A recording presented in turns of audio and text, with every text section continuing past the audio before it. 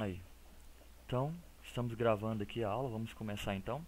Como eu estava dizendo aqui com o pessoal antes de começar, que a gente vai falar então sobre as duas últimas atividades. Não vou falar agora sobre a questão dos diagramas, porque o pessoal está me enviando ainda e eu não quero influenciar, quero que vocês pensem um pouquinho mais. Se tiver dificuldade em algum diagrama, pode ir lá no YouTube ver como instalar o motor, como instalar sensor de presença, como instalar o relé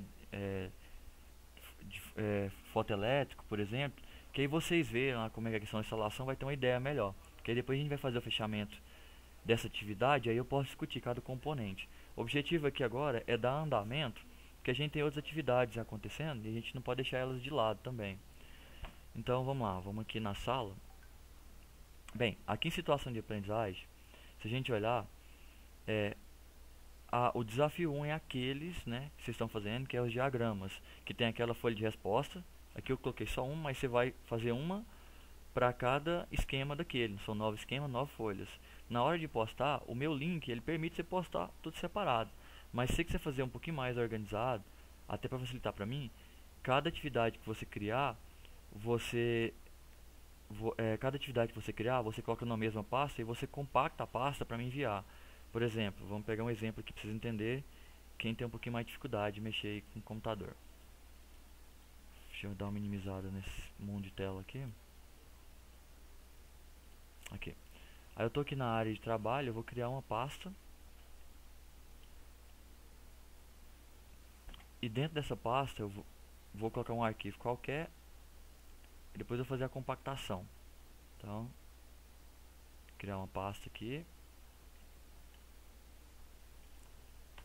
Atividade, por exemplo, é a minha pasta. E aí eu vou colocar um arquivo dentro dela.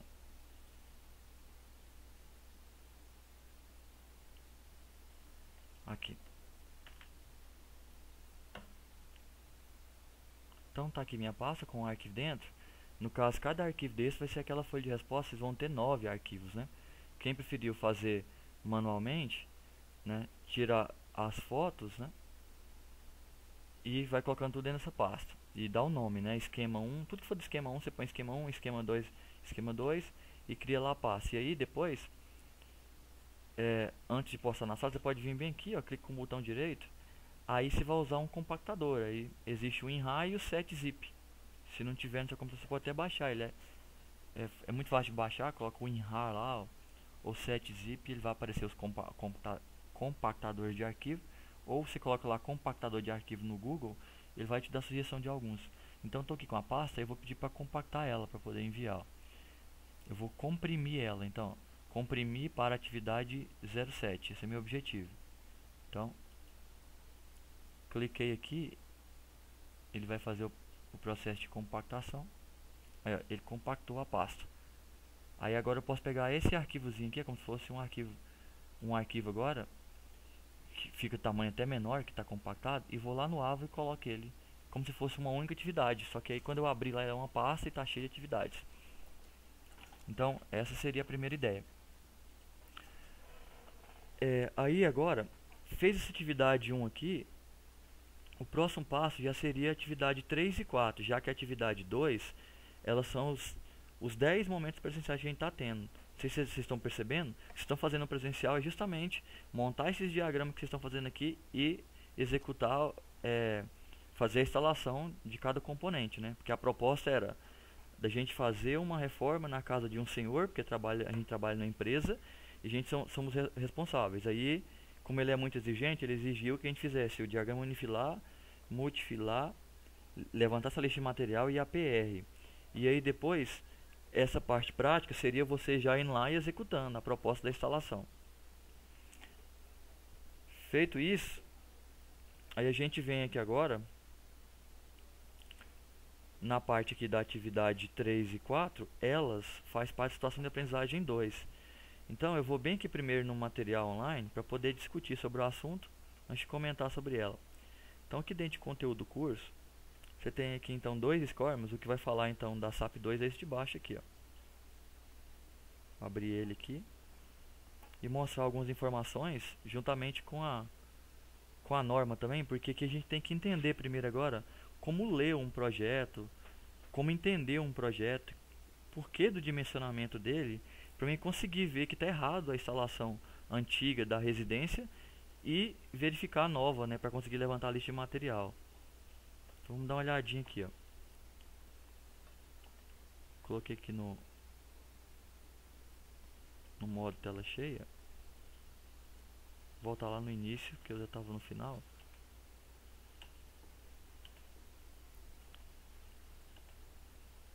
Então, a história começa aqui, né, com a situação problema do que é para ser feito. Que só está descrevendo que essa mulher, a residência dela tem muitos problemas, e aí, devido a esse problema, ela buscou ajuda na empresa, e aí o pessoal da empresa foi lá dar uma olhada na instalação dela e viu que tinha um monte de erro no quadro de medição ali de entrada, já tinha problema, que tinha disjuntor muito antigo, fiação bem antiga, que já estava passando por alguns problemas.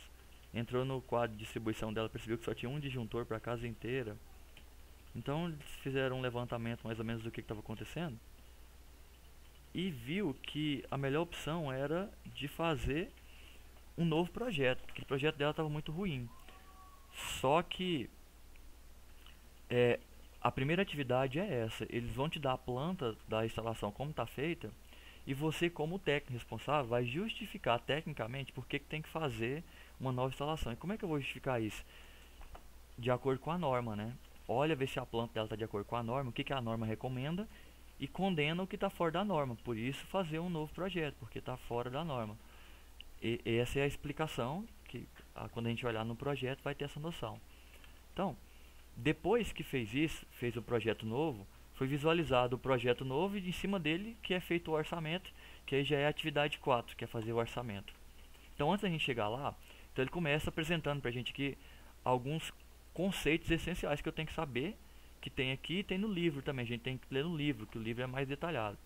Então ele fala a diferença de condutor isolado para cabo unipolar e multipolar. Isso a diferença aqui na imagem está até bem claro. Um condutor é quando eu tenho apenas um fio rígido, e cabo é quando eu tenho vários pequenos fios formando toda a dimensão do cabo. Unipolar é quando ele só tem um cabo assim numa isolação externa, e multipolar é quando eu tenho outra isolação interna dividindo outros cabos e uma isolação final compreendendo todos, né? Aí ele fala da questão da cobertura dos cabos, que é PVC, mas a gente tem outros tipos de cobertura. Nem todo PVC, todo cabo que é cobertura de PVC, ele é antipropagador de chama. Tem uns que não tem essa característica, por isso é até mais barato.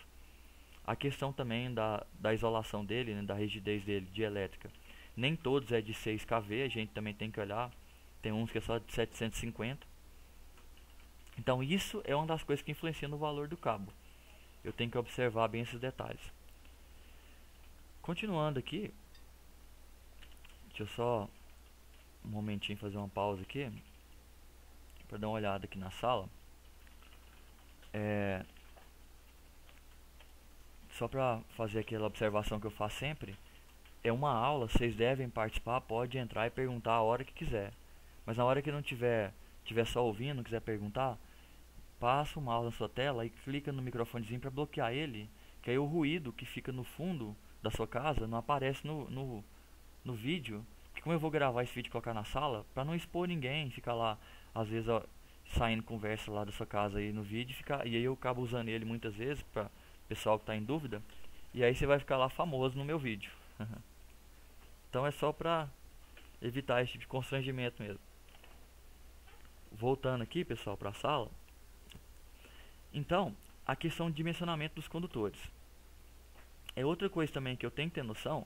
Como é que é feito esse dimensionamento, como é que é todo o levantamento, até para mim poder saber se uma instalação lá que eu estou observando lá antiga, se ela está seguindo os padrões da norma ou não. Eu tenho que entender como é que é feito esse dimensionamento.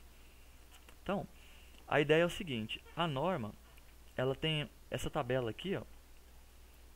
Essa tabela que está mostrando aqui, que foi tirada de algum livro, ela tem na norma. Eu vou mostrar ela já na norma para vocês aqui, que ela explica como é que faz esse dimensionamento.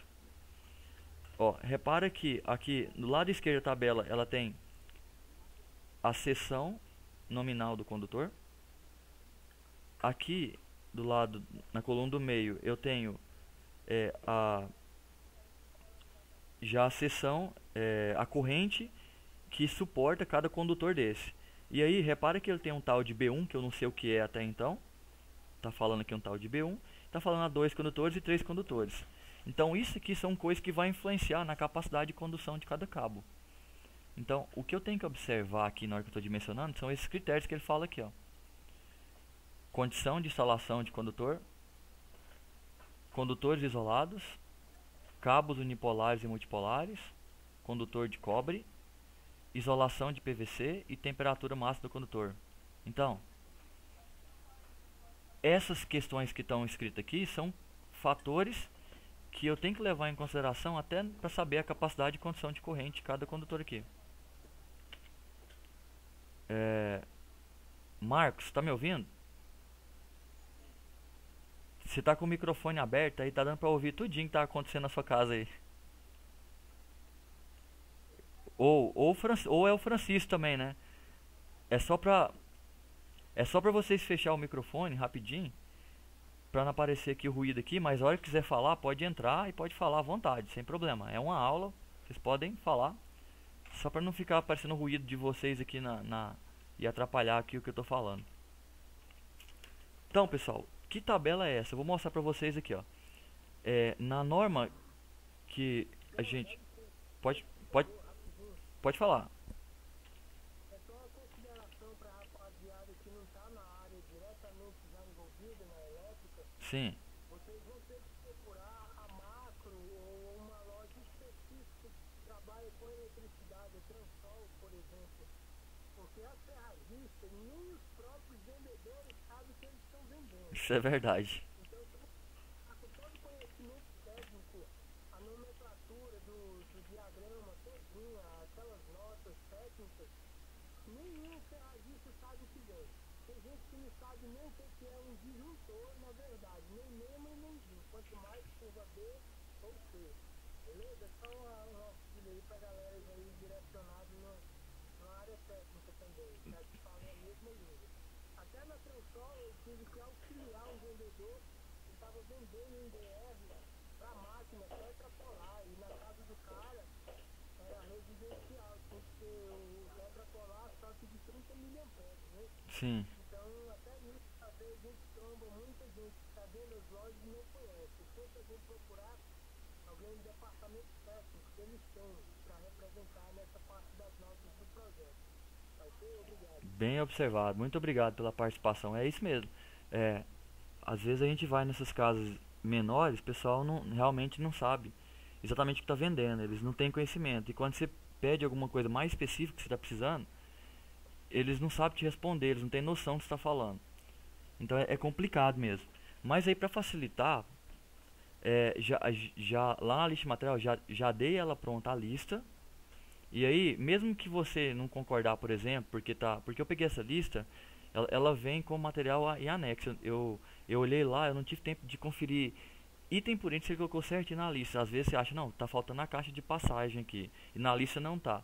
Não se preocupe, pode fazer o orçamento somente do que está na lista. Agora, se você quiser acrescentar alguma coisa a mais que você viu que está faltando, não tem nenhum problema. Isso aí você já vai passar do critério crítico para o desejável. O crítico é assim, você conseguir levantar pelo menos aquela lista que eu dei. O desejável é você conseguir propor coisas novas naquela lista. Você viu que tinha mais coisa que não foi proposto na lista lá. Isso aí sem nenhum problema, vocês podem ficar à vontade. Mas como o colega falou, se procurar uma loja mais específica vai facilitar, porque normalmente eles têm mais técnicos lá. E aí quando você for falar a lista de material, eles vão até às vezes te questionar de uma coisa talvez até mais específica do que você falou, e aí é bom que você ainda aprende, eu não tinha pensado nesse detalhe aqui. Aí ele pode até te sugerir, não, é porque o disjuntor B é para esse caso e o C é para esse caso. Então assim que a gente vai aprendendo. Porque quem não está acostumado direto a comprar esse dispositivo, é perfeitamente normal.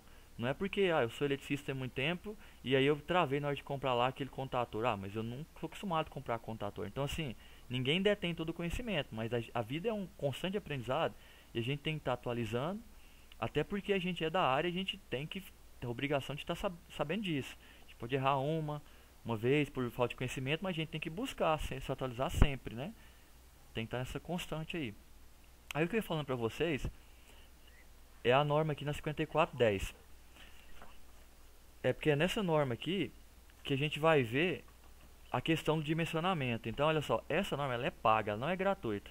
Mas na internet tem PDF dela. Então, assim, a gente pode dar uma consultada lá, dar uma olhadinha, sem problema, está disponível lá. Porque a gente precisa conhecer ela, mas ela é uma norma paga, ela não é gratuita.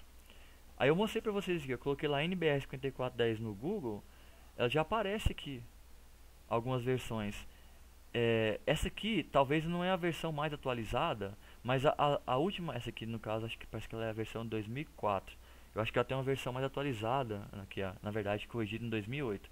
Acredito que ela está um pouco mais atualizada, mas a atualização dela não influenciou nessa parte de dimensionamento não.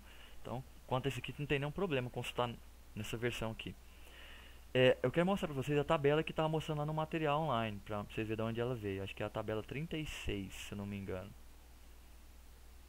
Que a gente usa para poder ver a questão de dimensionamento. Deixa eu só encontrar ela aqui. Tabela 32. Aqui. Essa aqui é a primeira tabela. O que tem nessa tabela aqui? A primeira coisa que você tem que entender é o que é esse método de referência para instalação. Porque lá na hora que você vai dimensionar o condutor, ele quer saber como que o condutor está instalado. Aí tem uns métodos de referência que ele chama de A1, A2, B1, B2, tem C, tem aqui E, F. O que é isso? Cada método desse, ele corresponde a um tipo de instalação. E ele repete mais de um tipo de instalação. Por exemplo, olha só, B1 para esse caso aqui, ó, é condutores isolados ou cabos unipolares em eletroduto aparente de seção não circular sobre parede.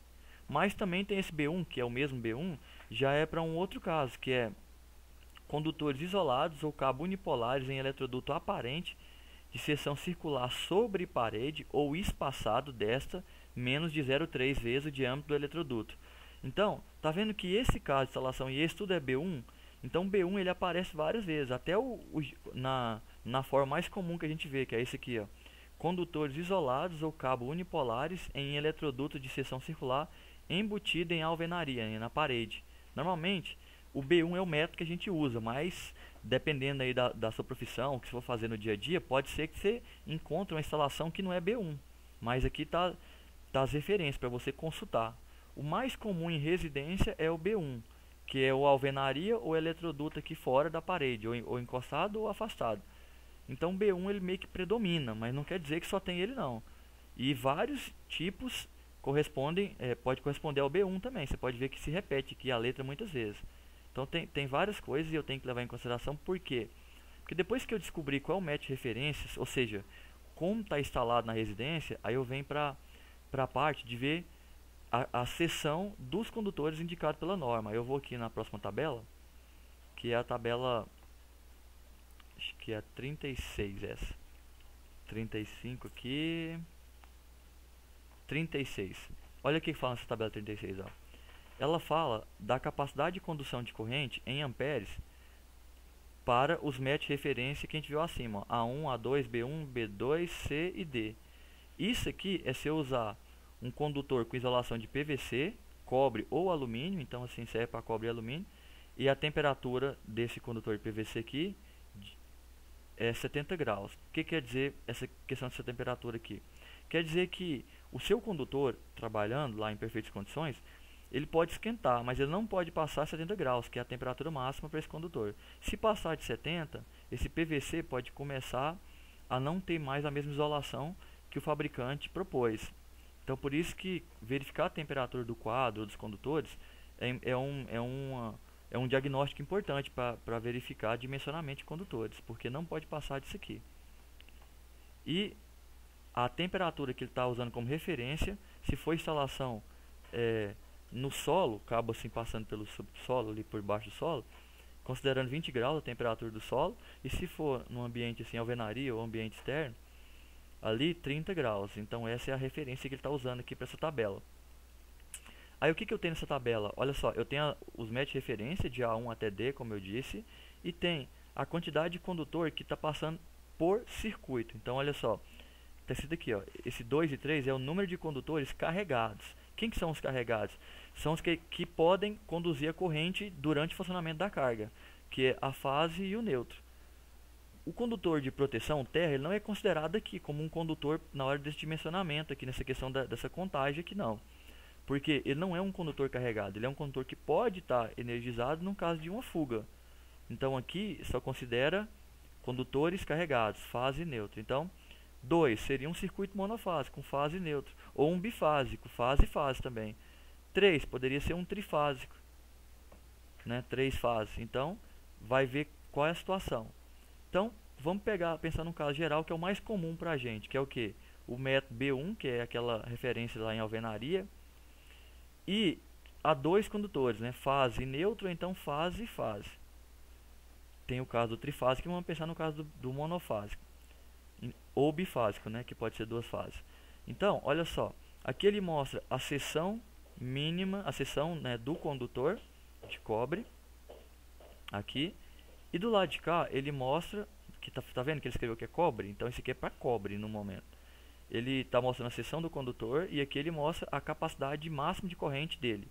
Esse valor eu tenho que respeitar, porque é a norma que vai me resguardar. Então assim, mesmo que eu ache que um condutor de 1,5 suporta uns 20 amperes, eu nunca vou fazer um projeto onde ele vai passar 20. Por quê? Porque a norma, ela me recomenda aqui, ó, somente, ó, 17,5 para 2 condutores e 15,5 para 3 condutores no método de referência B1.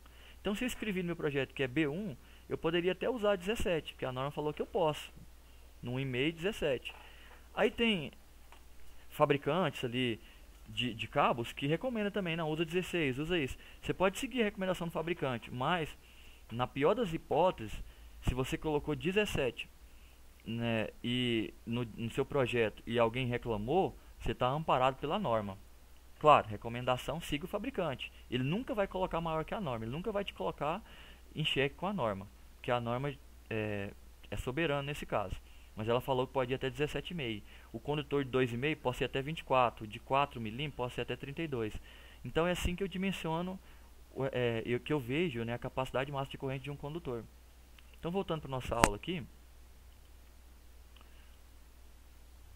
O computador está um pouquinho lento aqui, mas vai dar certo. Espera aí um pouquinho que ele vai carregar.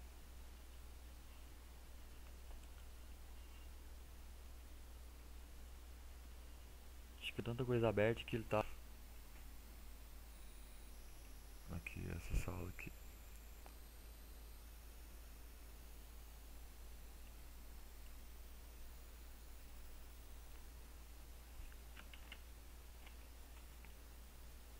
A gente já tá aqui com a sala aberta. Então aqui tá ele falando então da questão das referências, dos métodos, né?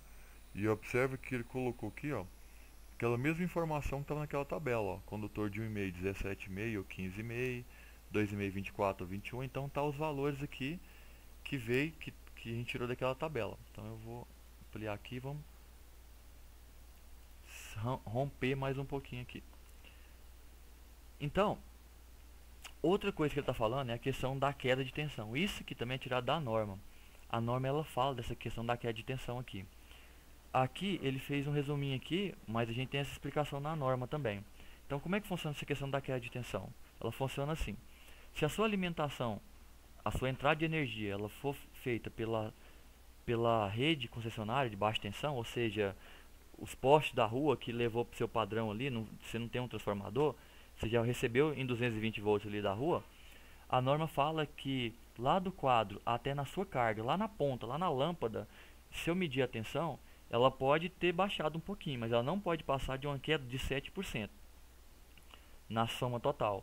E se for, agora, eu que coloquei um transformador ali, o meu transformador, recebi da concessionária em alta e coloquei em baixa, peguei em média e coloquei em baixa ali o transformador para alimentar meu prédio, do meu transformador ali até chegar na minha carga, agora o permitido é só 5% de queda, não pode ter uma queda maior que 5%. E 5% é no total da entrada até na carga, mas do quadro de distribuição, aquele que está lá dentro da casa, para a carga, não pode passar de 2%. Então, por exemplo, se lá do meu quadro até na minha carga é 5% e do quadro de distribuição até a carga é 2%, então quer dizer que do quadro de medidor até o quadro de distribuição, no máximo 3%, porque senão a soma vai passar de 5%. Então, isso aqui também está na norma. Se você pesquisar aqui, deixa eu ver se eu consigo, que é a lentidão da minha internet aqui.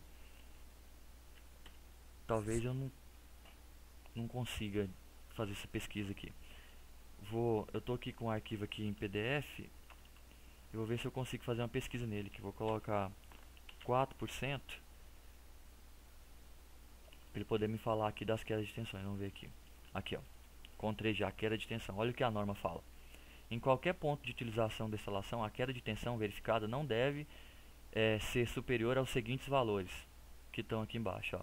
7% calculado a partir dos terminais secundários do transformador, no caso de transformador de propriedade das unidades consumidoras. 7% calculado a partir dos terminais secundários do transformador da empresa distribuidora. E 5% calculado a partir do ponto de entrega, nos demais casos de ponto de entrega com fornecimento em tensão secundária de distribuição. E 7% calculado a partir dos terminais de saída do gerador. Então, peraí, deixa eu ver se eu falei aqui o contrário, né? Deixa eu conferir aqui. 7% é o B, que é a subestação, e 5% é a rede concessionária. É isso mesmo, então. Então, 7% é o transformador, acho que eu tinha falado ao contrário. E 5% é quando é a concessionária, que é o item A. E é justamente o que está falando na norma aqui, a 5410. E aí aqui embaixo ela vai um pouquinho mais específica. Então, esse aqui é lá da entrega até na carga final. Agora, ela fala mais detalhe aqui, ó. Estes limites de queda de tensão são válidos quando a tensão nominal dos equipamentos de utilização previstos for coincidente com a tensão nominal da instalação. Então, isso aqui é pensando na tensão nominal a minha lâmpada 220 volts, eu estou recebendo 220. Então, eu tenho que olhar a queda comparado a essa valor de referência, 220. E tem aqui uma observação. Em nenhum caso, a queda de tensão nos circuitos terminais pode ser superior a 4%. Então, eu tenho essa questão do 7%, mas ele fala, lá a gente viu que no material ele fala 2%, mas aqui na norma já está falando 4%, né? Mas essa é a parte que ia ter atualização na norma, que eu acredito que eu também não vi a norma atualizada. Mas eu acredito que ela que esteja falando nessa questão do 2%.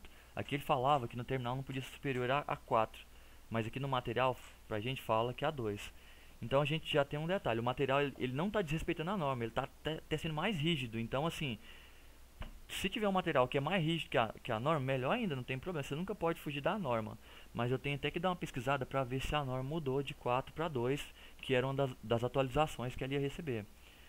Aqui ele está falando que ele olhou na de 2008, que é o que a gente viu que está atualizado em 2008, mas olhando ela aqui a gente viu que aqui ele fala em 4%, não fala em 2% em nenhum lugar aqui. Mas enfim, isso é uma discussão para outro momento. Vamos continuar aqui então. Aí a gente tem essa questão da queda de tensão aqui então, do quadro de distribuição para carga, né, que seria aqui o circuito terminal que a gente chama, que é sempre do quadro para carga, que é aquele que ele falou que não pode passar de 4, e aqui falou 2. Mas, continuando, deixa eu ampliar a tela aqui. Então, continuando, vamos ver aqui essa questão aqui da dimensionamento do condutor. Então, quando eu tenho essa questão da queda, a gente pode dimensionar essa questão da queda de vários jeitos, tem várias formulazinhas para a gente calcular isso. Mas tem essas tabelinhas super práticas que vem nesses livros, a gente pode encontrar na internet também, que ajuda a gente a dimensionar, quando você vai dimensionar na unha, a queda de tensão. Esse aqui é o chamado o método watt-metro. Que método é esse? Ele multiplica a potência da carga que vai demandar a corrente pela tensão de alimentação. Desculpa, a potência pela a distância que está a carga em relação ao ponto de distribuição. Essa distância vezes essa potência vai me dar um fator, que são esses valores aqui. E aí eu vou comparar esse fator para me ver em qual condutor eu me encaixo. Isso aqui é levando em consideração a queda de tensão. Então vamos analisar aqui, olha só.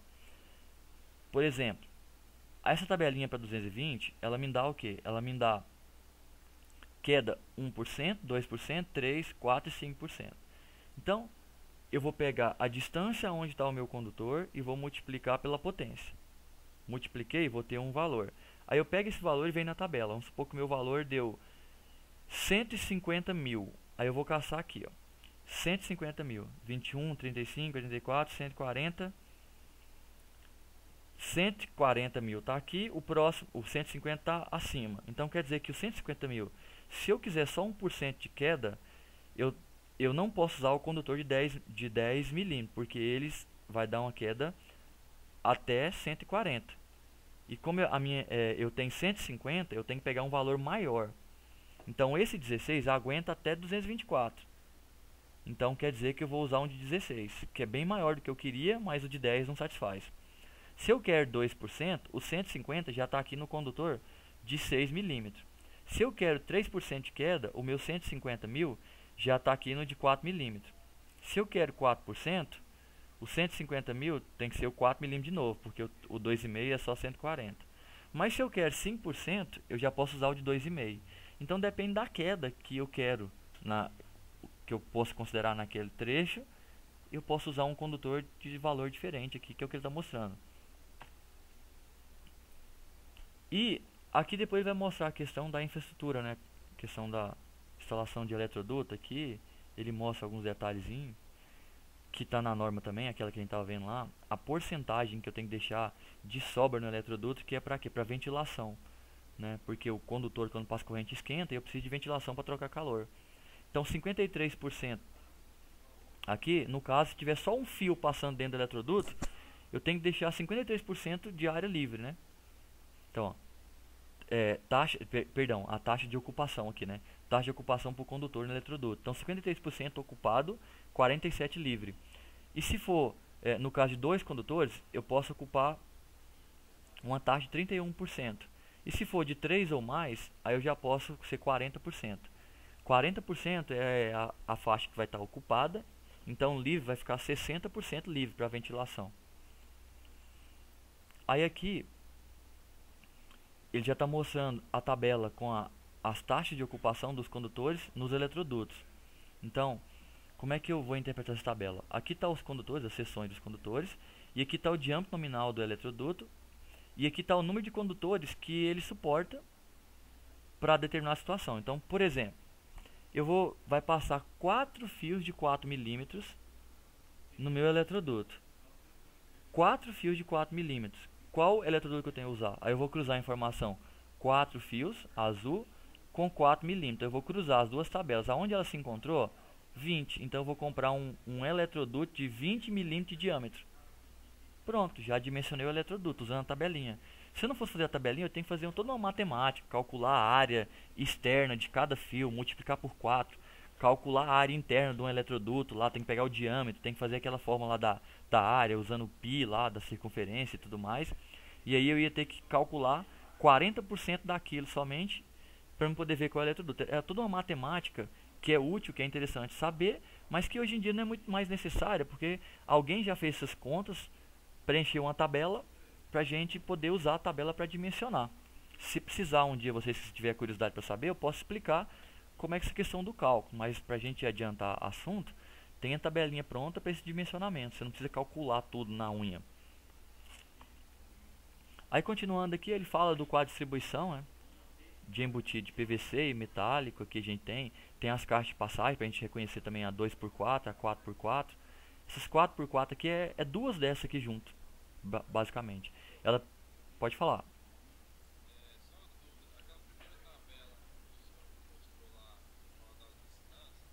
Sim.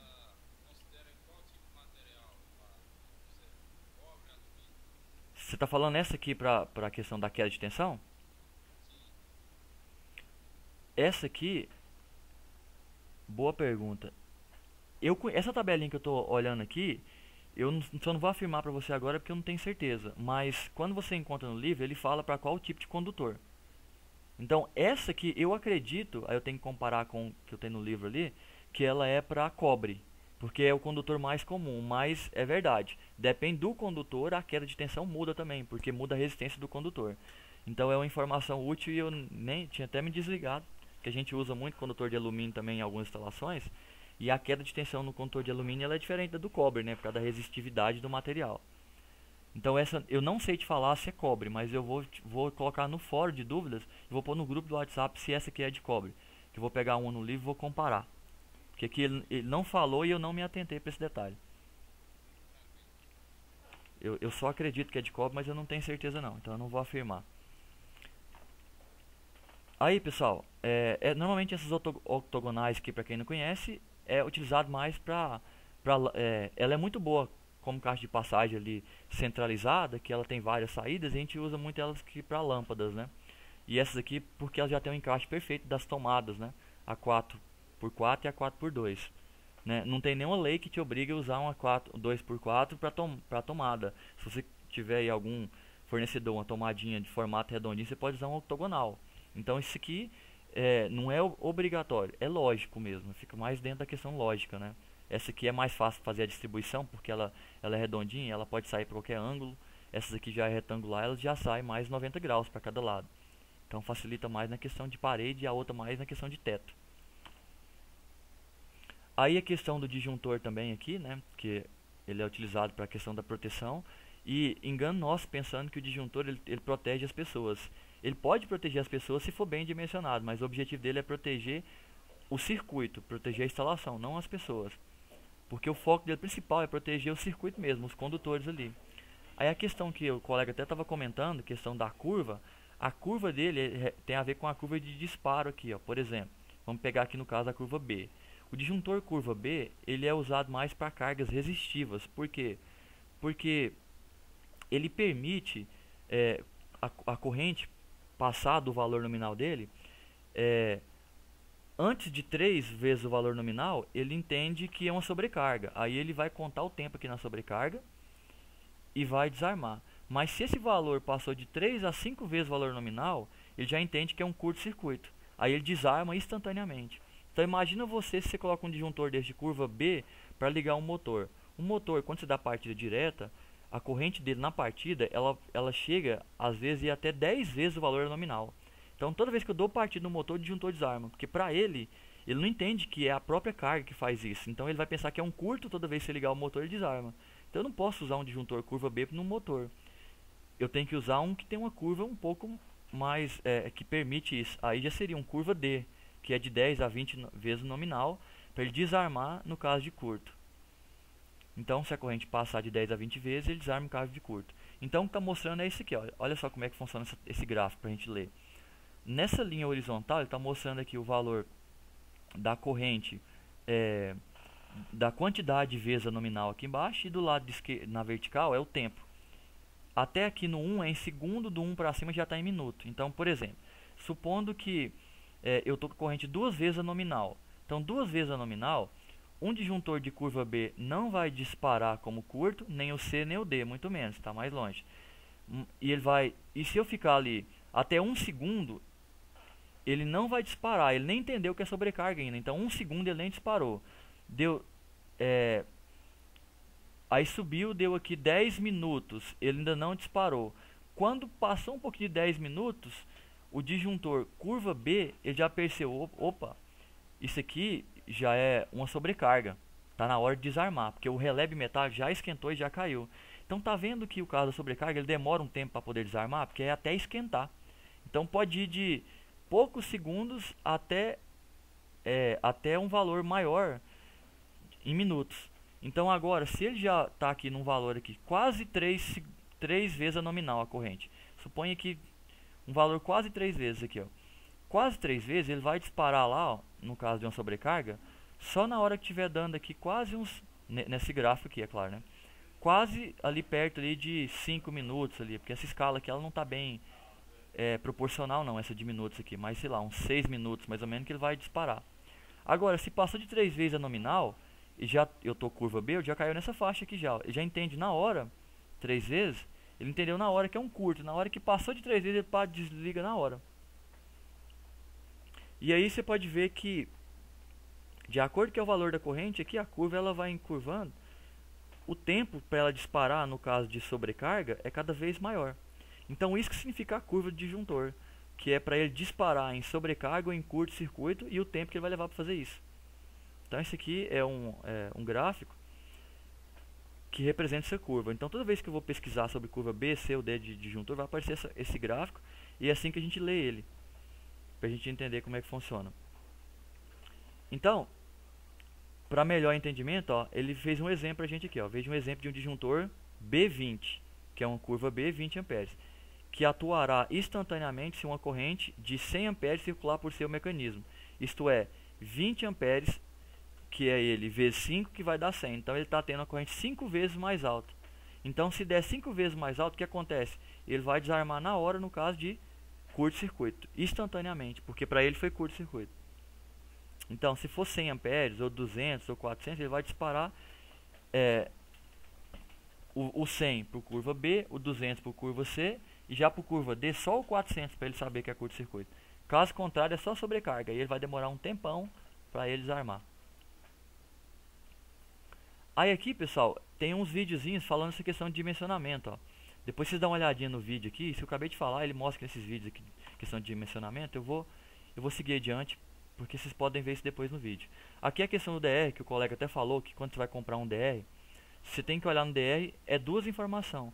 É a corrente nominal dele, e a nominal dele ela tem que ser maior ou igual ao disjuntor. Porque o DR, o IDR no caso, o interruptor, porque a gente também tem o DDR, que é o disjuntor DR, que ele também funciona como disjuntor. Ele é mais caro do que o IDR, e eu uso ele mais quando o meu quadro já está cheio, eu não tenho como colocar um disjuntor antes do DR, aí eu compro um DDR.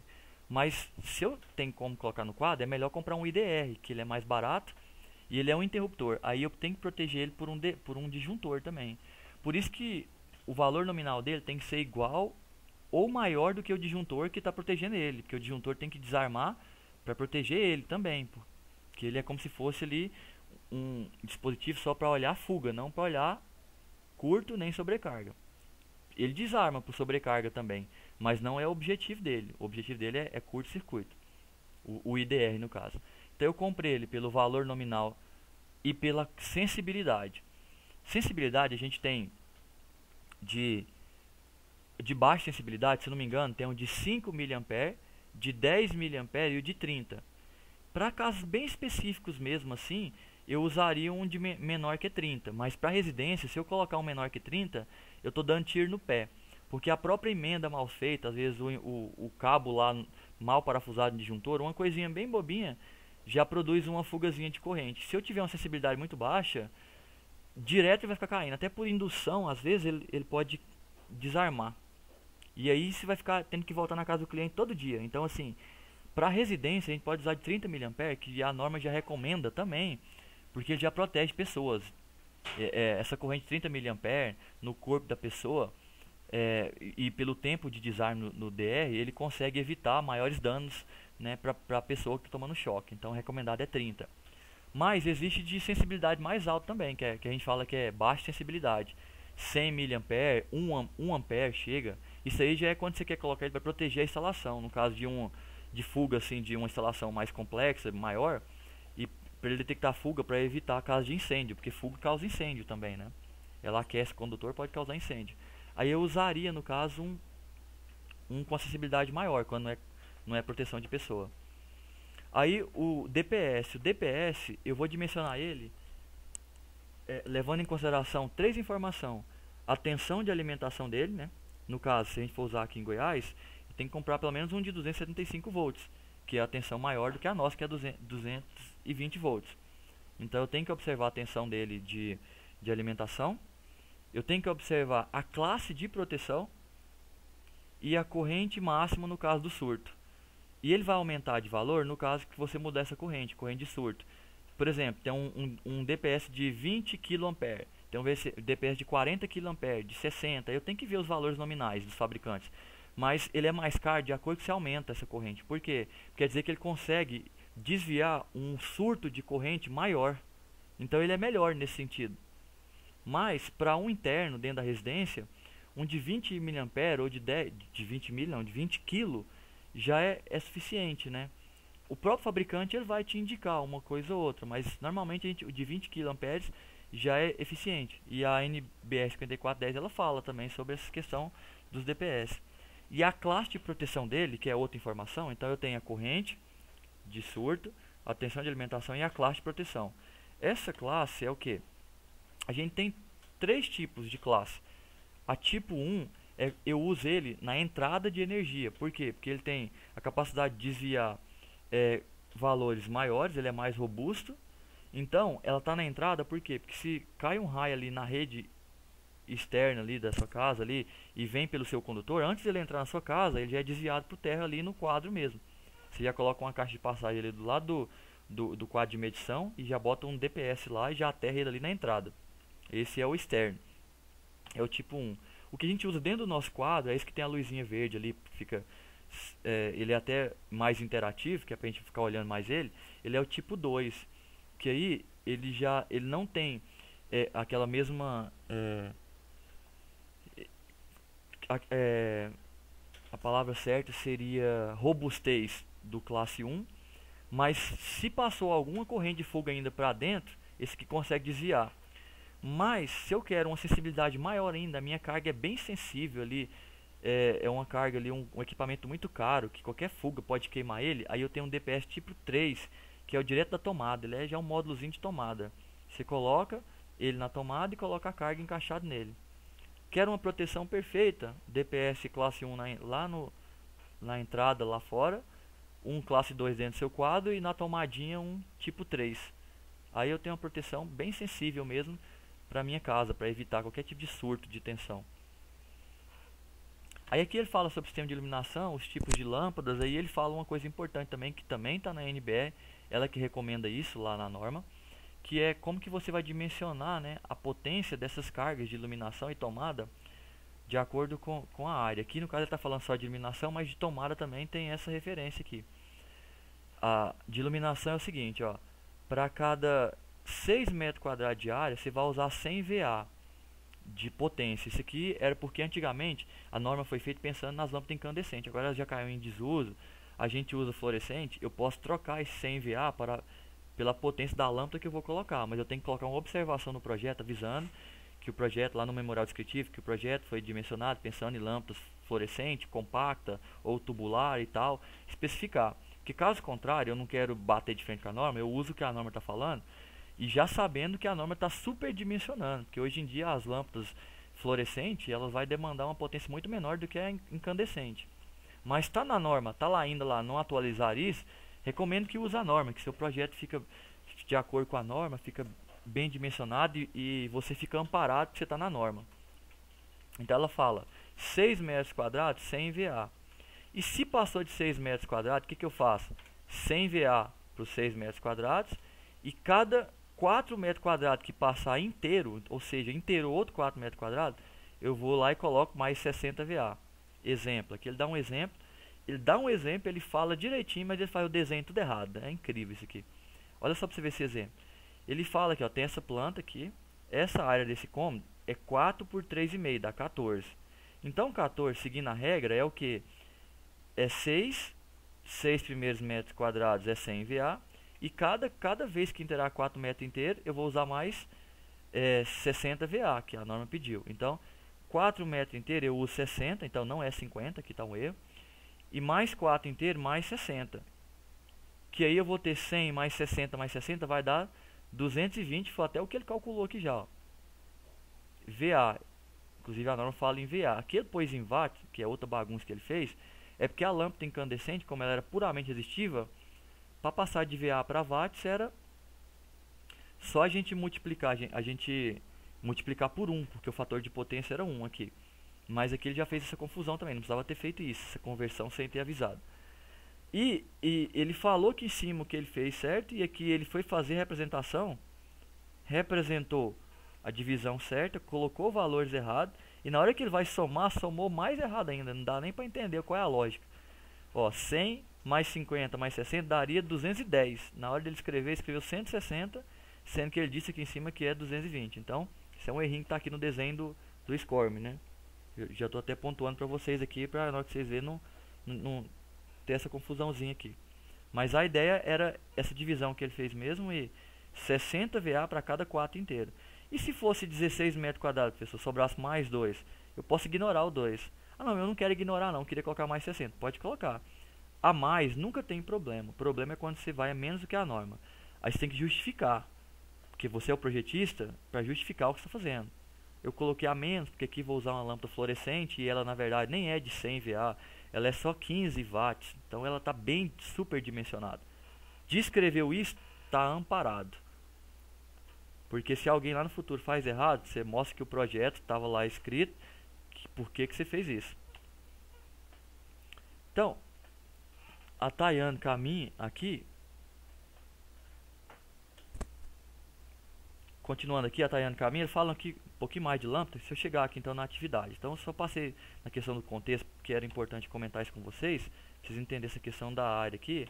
Aí ele fala as potências das lâmpadas de LED aqui, e mais detalhes sobre elas. Fala sobre aqui alguns tipos de ferramentas e equipamentos que você utiliza, né, na parte da instalação.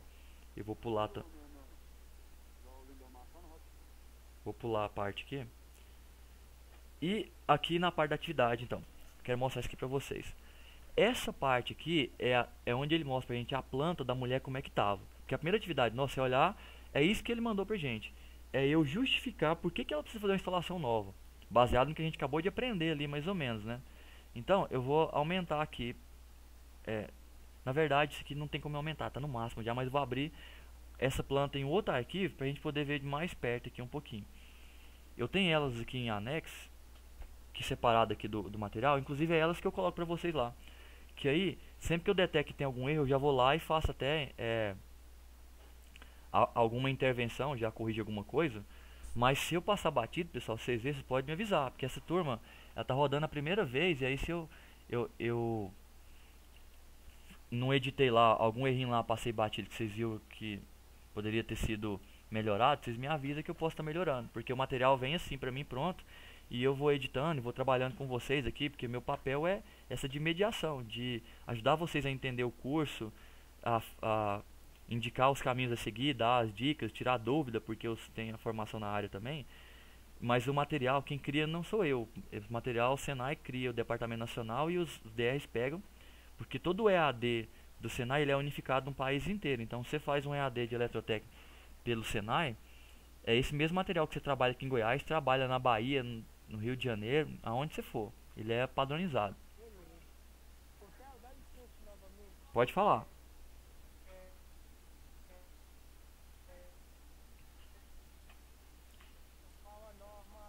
Ó, você pode voltar no início porque travou aqui. Volta no início sua fala porque travou na hora que você foi falar e nós não deu pra entender. Beleza. A respeito dessa parte que se refere aos 600 VA. Sim. A NBR 643, ela considera esse 600 VA pelo fator de potência 1. No entanto, o fator de potência 0,55, que é o das lâmpadas fluorescentes, tem uma diferença de 0,7, que é o das lâmpadas de LED.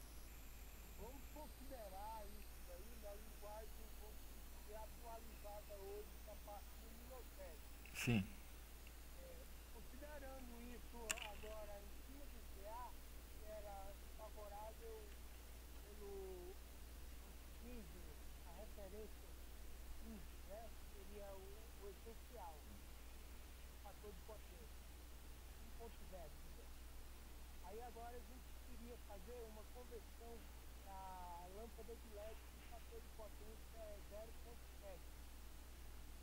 Essa consideração do fator de potência da lâmpada para o ambiente vai se referir também à temperatura de torre Kelvin, ou isso não vai interferir no cálculo, vamos dizer, da demanda aí para esse ambiente, digamos, de 14 metros quadrados.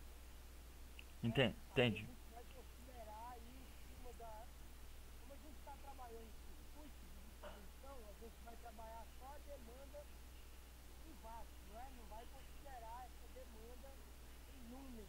Ou também isso vai interferir pelo fator de que a lâmpada de LED, ela concede com 0,70, né? Ela consegue oferecer uma luminosidade de até 90 lumens por watt. Okay? Sim. Então, nessa consideração de lumens, a gente vai fazer uma conversão de VA.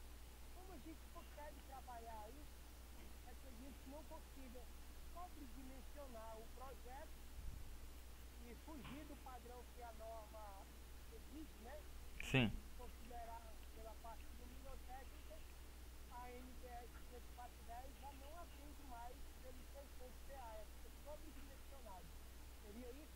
É só uma questão de saber se o meu raciocínio coincide com o que está pedindo a norma e o que o Luminotec pede na lâmpada de LED. Já tem aí uma divergência entre o Luminotec e a NBS que está pedindo, entendeu? Isso, aí, O fator de potência, deixa eu complementar o que você está falando, que isso eu entendi. Como eu disse para vocês, a 5410 ela fez o dimensionamento de iluminação tudo pensando em lâmpada incandescente. Por isso que os valores são altos daquele. Quando você olha hoje em dia em lâmpada fluorescente de LED, a potência é bem baixa. 100 VA, se eu dimensionar para 100 VA, você pode ficar tranquilo, você pode considerar que a lâmpada de LED tem fator unitário, que nem vai dar problema. Sabe por quê? Porque 100 VA para um cômodo ali, quando você usar uma lâmpada de LED ali, você pega a lâmpada, uma das lâmpadas bem potente para aquela mesma área, mesmo assim, ela nunca vai superar aquela quantidade de VA, porque foi pensado na incandescente. E aí que eu tô te falando, se eu dimensionei pela NBR para mim não ter problema, ali no caso da potência, eu tô super dimensionando o projeto sim. Por quê? Porque a gente viu que as lâmpadas hoje em dia, a potência é bem baixa e elas já têm uma quantidade de lume muito maior. Agora não, então pera aí, então eu tô super dimensionando, eu não precisaria de estudo. Eu posso então fazer direto pela lâmpada de LED? Posso. Você vai ter que fazer um memorial descritivo e descrever nisso. Aí se eu tô fazendo pela lâmpada de LED, eu não vou obedecer mais a regra lá do 100 VA. Aí como é que eu vou fazer então? Eu vou pro cálculo Luminotec, porque o cálculo Luminotec vai falar pra mim, pela área, qual é a quantidade de lumen que eu tenho que ter. Aquela área que eu tenho, qual é a cor da parede, qual é o tipo de piso que eu tenho e que tipo de ambiente é aquele, são variáveis do projeto Luminotec. Quando a gente entrar na parte de projeto, a gente vai ver isso. A gente vai usar um software aqui que vai nos auxiliar a fazer esse projeto Luminotec. Então isso influencia no projeto Luminotec.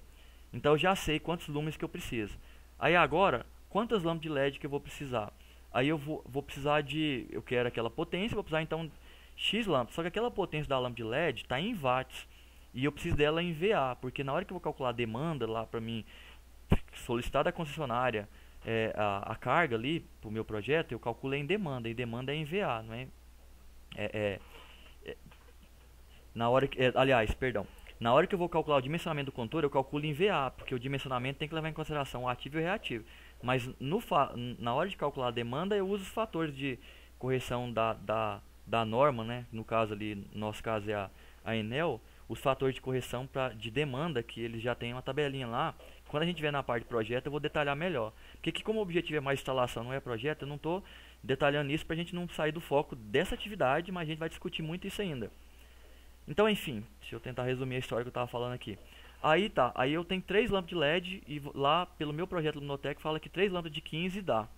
Só que é 15 watts. E agora? Eu tenho que usar o fator de potência da lâmpada de LED, que é o fator de potência que o fabricante dá, ou eu uso um fator médio, que a gente tem também para cada tipo de lâmpada, eu tenho um fator médio também. Mas se eu souber já quem é o fabricante que eu estou comprando, eu tenho um fator de potência dele. Aí supondo que o fator é 0,6. Aí o que eu faço para descobrir essa potência em VA para dimensionar o condutor corretamente? Vou até abrir a calculadora aqui, ó. Então supondo que eu vou pegar 3 lâmpadas de LED de 15, aí deu 45. Observação, eu nem sei se tem uma lâmpada de LED de 15, só estou especulando o valor, tá? Não se apeguem muito ao número não. 45 então para aquele ambiente. E o fator de potência era 0,6. Você divide o 45 por 0,6, aí você tem a potência em VA. Olha. Aí, ó, tem ela de 15, né? Então, obrigado aí pela informação. Aí eu peguei então 3 de 15. Então, o Luminotec falou que 3 de 15 resolvia o problema para aquele ambiente. Olha só o que eu fiz. Eu peguei 3 de 15, dividi pelo fator de potência dela, que eu tenho que considerar agora. Deu 75 VA, que é menor do que o que a norma fala. Que a norma fala que no menor ambiente eu já ponho 100 VA. Então, tá vendo? Mesmo eu fazendo o fator de potência dela, eu ainda estou dentro da norma. Então, eu não estou... Quer dizer, a norma, ela sempre pensou num caso pior. A norma super dimensionou para mim. Então, quando eu vou para a lâmpada de LED, eu posso colocar tranquilamente que meu circuito não vai ter problema, porque eu dimensionei ele pensando na lâmpada incandescente, que é o que está na norma, e ela já calculou os condutores com sobra de corrente. Eu nunca vou ter problema se eu seguir a questão da norma, porque ela está sempre em excesso. Agora, estou fazendo um projeto, e o projeto assim, é um projeto de baixo custo, igual esse caso da mulher aqui, que ela não tem dinheiro para o orçamento, e eu não tinha condição de colocar aquele tanto de lâmpada lá de incandescente, sendo que eu vou usar a lâmpada de LED lá, que é mais barata. Então eu poderia reduzir os custos dela, diminuindo a seção dos condutores aqui, porque eu vejo que eu não preciso dimensionar aquilo tudo. Aí eu poderia usar nesse fato. Só que a norma ela vem também faz um detalhe, ela fala assim, peraí, você viu então que você vai usar lâmpada de LED, às vezes você pode usar até um condutor de 0,75 milímetros quadrado que já serve. Pelaquela norma de tabela lá, a gente viu que já serve. Só que a norma vem e fala assim, só que tem uma observação. Você nunca vai usar um condutor menor que 1,5 para a lâmpada, mesmo que ela aguente, mas você não vai usar. É 1,5 e acabou. E para a tomada 2,5. Então a norma recomenda, e isso não mudou na norma. A gente sabe que hoje em dia poderia mudar. Mas como a norma recomenda e a gente nunca sabe o que o cara vai colocar lá de lâmpada no futuro, que pode acontecer, então vamos aprender a fazer o que a norma pede, que seu projeto fica resguardado, e aí quem for instalar no futuro lá e fizer coisa errada e der problema, o problema nunca vai chegar até você, porque você está resguardado pela norma. Mesmo que evoluiu isso, mas quem vai te proteger nessa hora é a norma, quem vai falar por você é ela. Então, só abrindo aqui esse projeto aqui da instalação antiga, olha só, a gente já viu o primeiro problema. A 5410 fala que a gente tem que dividir circuito. Não pode misturar tomada com lâmpada, e muito menos eles com a tomada de banheiro aqui, né? Perdão, tomada não. Com o chuveiro do banheiro. E aqui o circuito dela tá tudo compartilhado. Então é um erro. Já tem que fazer a separação desse circuito aí. Olha cada tomada dela. Cadê o condutor de proteção terra? Não tem. Outro erro. Tem que ter condutor de proteção, né? Então não tem aterramento aqui. Então são os erros que levou a pessoa a ter que fazer um novo projeto. Tem que dividir essa carga. Não tem condição. Eu não posso passar só esses fios aí e sair alimentando todo mundo. Então isso aqui já condena o projeto dela. Porque se eu vou ter que dividir tudinho, vou ter que passar a fiação tudo de novo, isso aqui é uma nova instalação. E como já foi constatado lá na atividade, falando que foi constatado que é uma instalação antiga, disjuntor antigo, fora de padrão, isso tudo você pode colocar no seu relatório técnico. Disjuntor fora de padrão, antigo, já passou, pode até dizer que tá vencido, né? Passou do prazo de validade. A instalação está toda compartilhada, não está bem dividida, né? Não tem no projeto aqui não tem aqui o valor das potências de cada carga. Repara que ele deu aqui, ó, o número do circuito de novo e o comando, mas ele não fala qual é a potência dessa lâmpada aqui. Talvez ela tá até mal dimensionada. Ele não colocou aqui qual é a potência do chuveiro e esses detalhes assim que você não tem condição de ver a questão do dimensionamento. Então isso aqui são fatores técnicos que você pode colocar como observação no projeto, né? E aqui o quadro que ele colocou aqui, não é um quadro embutido, ele é um quadro externo pela simbologia. Talvez embutir esse negócio na parede, deixar esse negócio aí de ficar externo. Tudo são fatores assim que pode melhorar visualmente, e nesse caso que tecnicamente não interfere. Mas a divisão de circuito interfere pra caramba, né? Um disjuntor só para essa carga inteira não tem proteção nenhuma aqui, né? A gente viu lá no caso de sobrecarga. Talvez está tendo uma sobrecarga aqui, mas o disjuntor, como ele é um valor bem alto, porque ele está segurando a casa inteira, ele não vai desarmar para sobrecarga nunca. Vai dar o maior problema aí, vai pegar fogo na instalação e não vai resolver. Então esse é o circuito aqui com defeito, né? Aí, depois que você fez então o seu parecer desse circuito com defeito, aí tem a planta, aí foi te mandado uma planta sem o defeito, já corrigido. Que a gente até pode ter encontrar algum defeito aqui, mas já vamos atentar que ela era para ser a planta final aqui sem defeito. Vamos dar uma olhada aqui, que talvez a gente olhando aqui a gente vê até algum defeito aqui, mas se você vê algum defeito, não se preocupar muito com ele não. Tá errado, vocês me contam que viu para me corrigir, para não ter, mas não preocupa muito não, porque o objetivo aqui agora é fazer o levantamento da lista de material, a não ser que for uma coisa assim que não, é impossível, professor, esse defeito aí atrapalha a lista de material inteira, né? Mas se você vê algum, ó, essa planta aqui eu coloquei ela lá na situação de aprendizagem, lá para vocês baixar ela. Não vai na do SCORM não, porque eu já vi que a que tá no SCORM aqui, ela tem um defeito. Eu vou comparar a minha aqui, que essa que tá aqui fora do SCORM, que é com a que tá aqui dentro. Eu vou até mostrar para vocês aqui. Essa aqui é a que tá com defeito, né? Aí tem a sem um defeito, ele dá um arquivo para você baixar aqui.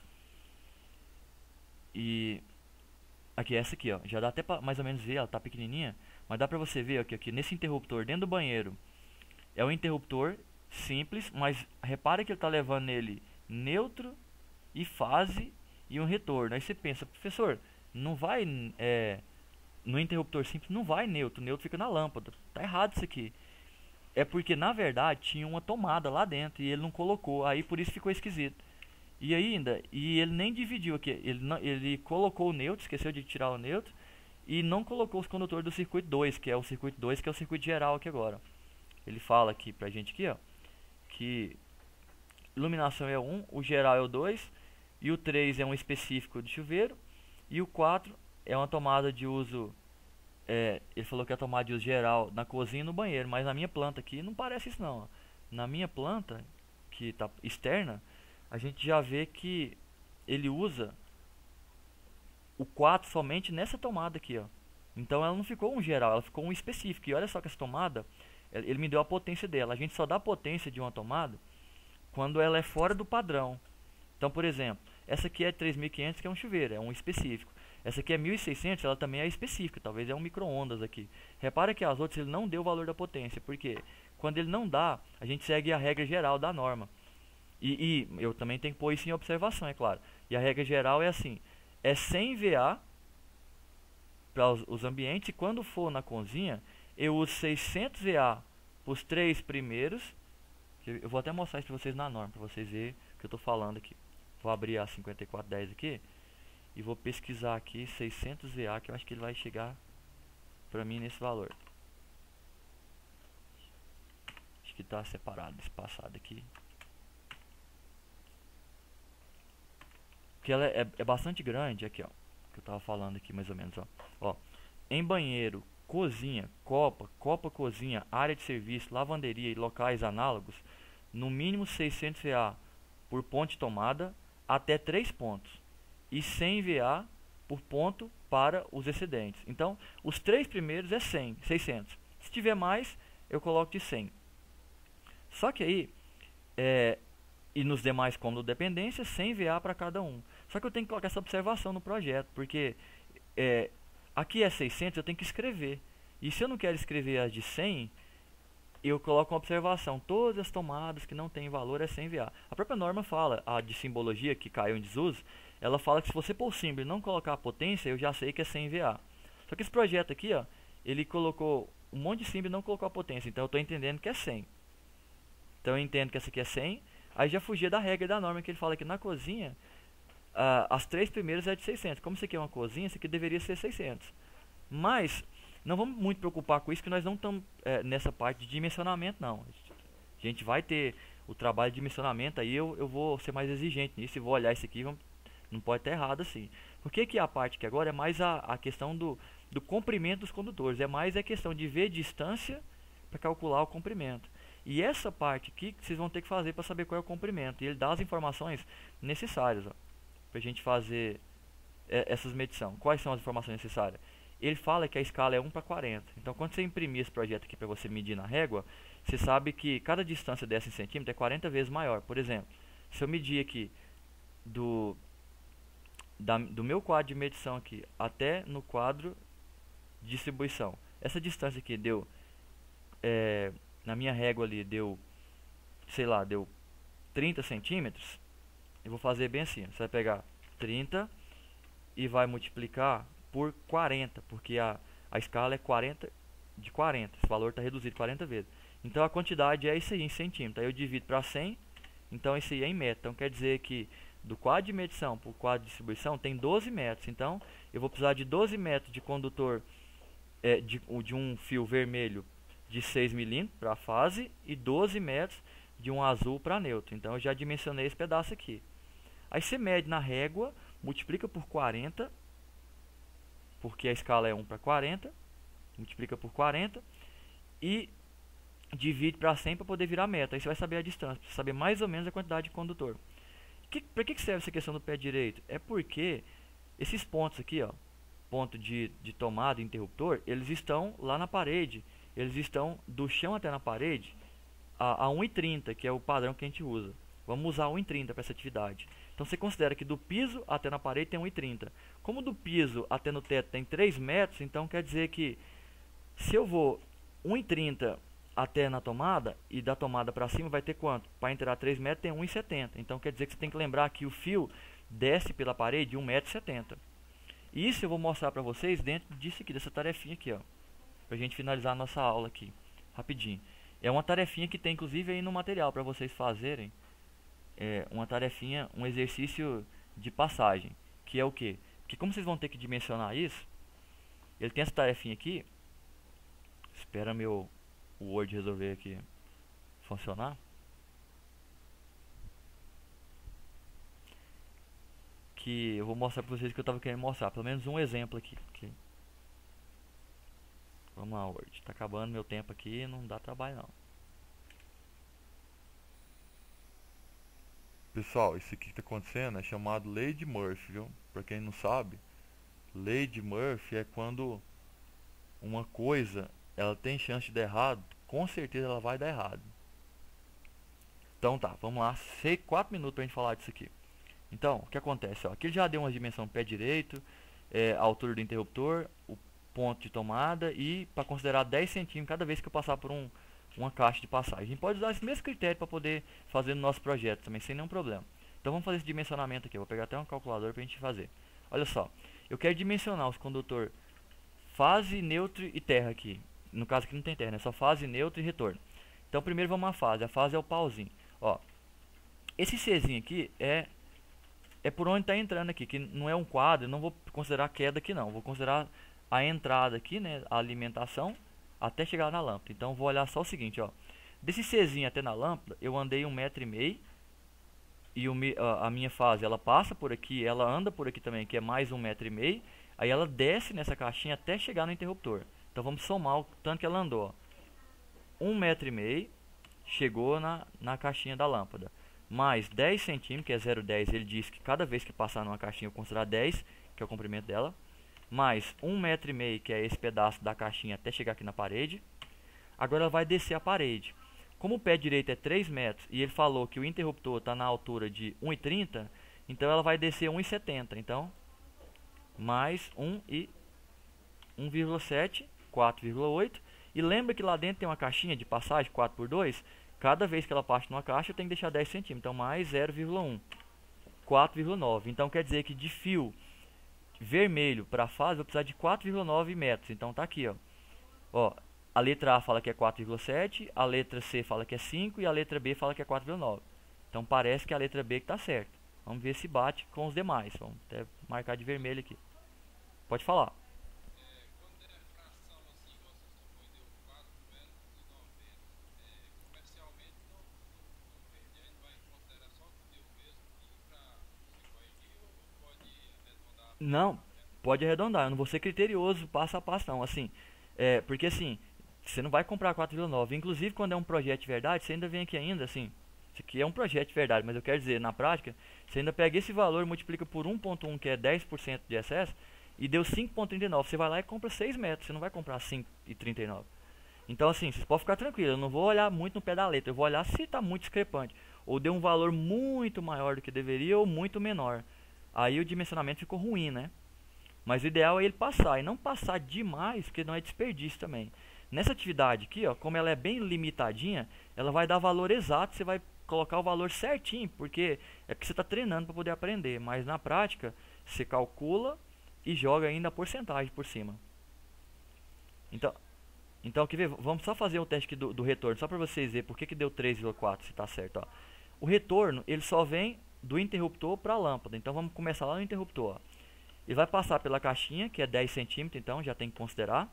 Aí ele vai subir 1,70 m, que é a altura dele ali. Aí ele vai andar 1,5 m até chegar na lâmpada, então mais 1,5 m.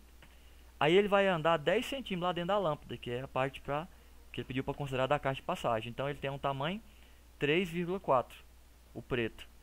E agora o azul, o neutro. O neutro ele só vai até na lâmpada, ele não vai lá na tomada. Então ele só vai andar, ó, esse trechinho e os 10 centímetros da caixa. Então vai ser só 1,5 m mais 0,1, que é os 10 centímetros. Então vai dar só 1,6.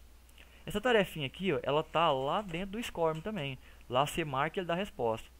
Aí ela tem um erro que eu consertei aqui, ó. Quando for essa parte aqui, ó, do interruptor paralelo. Porque no interruptor paralelo ele não tem só um retorno, eu tenho 2 retornos, 3 retornos. E ele considera a conta para como se fosse um retorno só, um único fio. Mas ele é 3 fios. Então, o valor não bate com o que está de lá. Na verdade, o gabarito para ela aqui, ó, eu acho que é esse daqui. Mas, se vocês fizerem lá, vocês fazem pensando que é apenas um retorno só. Mesmo que está mostrando 2, você faz a conta como se fosse um retorno indo e vindo. Que você vai encontrar o gabarito lá, vai dar certo. Mas a atividade vai estar errada, que eu tenho que considerar a quantidade de retorno. Por exemplo, para a gente finalizar aqui, só para vocês verem o que eu estou falando. Vou fazer só do retorno aqui, bem rapidinho, olha só. Vamos aqui, começando aqui, da alimentação. Retorno não tem na alimentação aqui, então já chegou aqui na lâmpada. Então vamos começar por interruptor, esse aqui de baixo, ó. Eu vou andar 0,10 nele, que é o tamanho dele. Só que eu tenho, dentro dele aqui embaixo, eu tenho 3 retornos, ó, tem 3 fios ali dentro. Então vezes 3, então na verdade é 30 centímetros. Aí agora eu vou subir pela parede, que é 1,70. Só que é 1,70 vezes 3, que é 3 fios. Então é 5,4. Aí agora, esses 3 vai andar até a minha lâmpada. Então eles vão andar 1,5 m. Então mais 1,5 vezes 3, porque são 3 fios. Então já deu 9,9. Quando chegou na lâmpada, eu tenho que deixar os 10 centímetros para ele poder, para descascar e emendar e para os outros dois passar. Então é 10 centímetros vezes 3, porque são 3 fios. Pronto. Passou pela caixinha da lâmpada. Quando passou, um ficou lá parado e só 2 que andou. Então os 2 que vão andar 1,5 m aqui. Então mais 1,5 m vezes 2, porque agora só tem 2. Então deu 3,2. Chegou na parede, eles vão descer a parede. A queda tem 1,70. Então mais 1,70 vezes 2, que é 2 fios. Desceu na caixinha. Agora, cada fio tem que deixar 10 centímetros de sobra ali, que é o tamanho da caixa. E mais 0,10 vezes 2. Então, 16,8 é o comprimento do fio preto que eu vou comprar para retorno. Então, 16,8. Agora, se eu quisesse diferenciar cada retorno desse, eu vou chamar um retorno A, um retorno B, C e D para diferenciar. Para mim já cortar os fios certinho, para na hora que eu estiver passando lá dentro do eletroduto, eu já ter os cabos certinho, cortado para poder passar. Aí eu poderia fazer individualmente, aí eu teria que só vir aqui na hora de dimensionar, eu dar nome diferente, ó, retorno A, B, C, D, E, F, para você saber o tamanho de cada um. Mas, na hora que você vai comprar o condutor, você vai comprar um tamanho só, você soma tudo e compra. Então, isso aí é mais detalhe. Então, pessoal, o que eu queria passar para vocês é isso. As duas últimas atividades é o parecer técnico, justificando por que precisa de uma nova instalação naquela residência. Você viu lá a planta como é que estava. Vocês vão dar parecer com formação técnica. E a segunda parte é pegar a planta já pronta, aquela que eu forneci, e levantar a lista de material dela. Só que você não precisa preocupar em levantar a lista no pé da letra, porque o material que eu dei já tem lá uma lista. Você só precisa especificar melhor o material, ver a quantidade dele, porque eu só dou o nome. Por exemplo, interruptor paralelo, eu não falo quantos tem. Você olha na planta e fala quantos tem, pesquisa na internet o valor de um e multiplica pela quantidade, você tem um valor de 2. Depois, seria muito importante vocês ir numa loja de material de construção ou numa específica, e com aquela lista de material e pedir para o cara fazer o orçamento para você. Até para vocês verem o gargalo que tem, as perguntas que eles vão te fazer na hora de fazer essa relação, que eles podem te fazer algumas perguntas que podem te colocar em dúvida. Nossa, eu esqueci de qual disjuntor. Então é importante vocês verem esse detalhe, para vocês aprenderem esses detalhes também. E também, porque vocês vão ver que às vezes na loja de material, você consegue encontrar materiais muito mais baratos. Aí você pensa, mas aí você vai verificar depois, é porque é um fabricante que não é de muita boa procedência, ou então um fabricante que não garante muita coisa, um fabricante novo no mercado, que pode ser que o material dele é bom, mas ninguém ainda reconhece, recomenda. Então essas coisas podem encarecer ou tornar o projeto mais barato. Se você é muito exigente e não confia num fabricante novo, você vai lá e exige, não. No meu projeto, você está fazendo, ó, observação lá, que todos os condutores têm que ser fala a marca de um condutor aí, eu não vou falar para não fazer nenhum tipo de merchan. Todos os condutores têm que ser de tal fabricante. Todos os disjuntores têm que ser de tal fabricante. Porque você reconhece, já conhece, já trabalha há muito tempo e confia. Então você está se resguardando e garantindo que seu projeto vai funcionar bem, porque você usou um fabricante que você recomenda. Então, pessoal, conseguiram acompanhar mais ou menos aí a ideia da aula? Deu para entender mais ou menos a proposta do que eu queria passar para vocês?